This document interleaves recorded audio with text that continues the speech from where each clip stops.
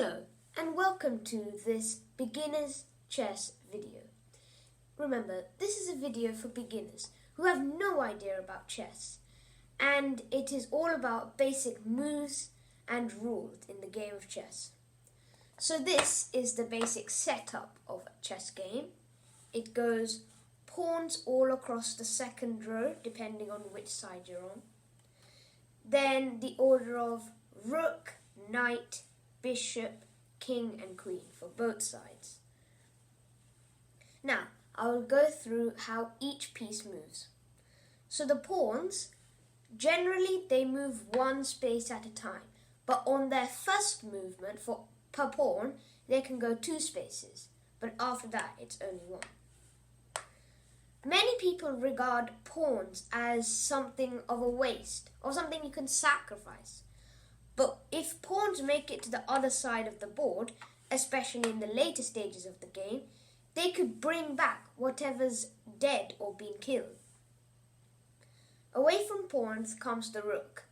The rook is an especially powerful piece as it can move sideways and upwards and backwards, like so. Next to the rook is the knights. The knights are especially important because they can jump over pieces which no other piece, even the queen, has the ability to. It moves in an L shape, either a 3x1 or a 1x3, and it can go backwards. After the knight is the bishop. The bishop moves diagonally, so if we had a gap here, it could move up to here, here, here, here, here or here. It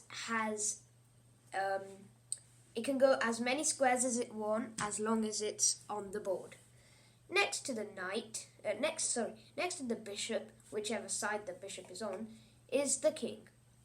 The king is the most important piece, for if it is checkmated, also known as not being able to move to any squares without being killed, then your whole game is ruined and your opponent wins. So this is the most important piece. The king, however, is not a powerful piece. It can only move one space in any direction. Next to the king is the most powerful piece, the queen. The queen can go any direction, however many spaces it wants, as long as it keeps on the board. And this piece is crucial in many games, and it is one pawns would like to turn into in the future. So, this is the major setup for the game, and today we're also going to go through some basic openings for any beginner. The most classical opening of all time in chess is to move your e2 pawn two spaces to start. This allows full control over the bishop and the queen, which can attack together very well. Another opening, which is my personal favourite, is the King's Indian, where the G1 knight moves to F3, gets a little kingfisher, opens up the bishop, makes a castling move, and castling is the only time where a king can move two spaces, and this can only be done when there is no people between the king and the castle, and when both of them haven't moved the entire game.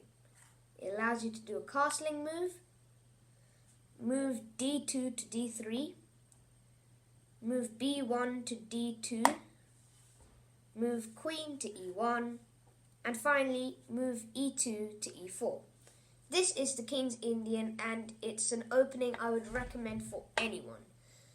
So those are the two basic openings for beginners, and that's all for today. And next video, which will come in this week, I shall be talking about basic attacking, format, formation, and how to finish a game.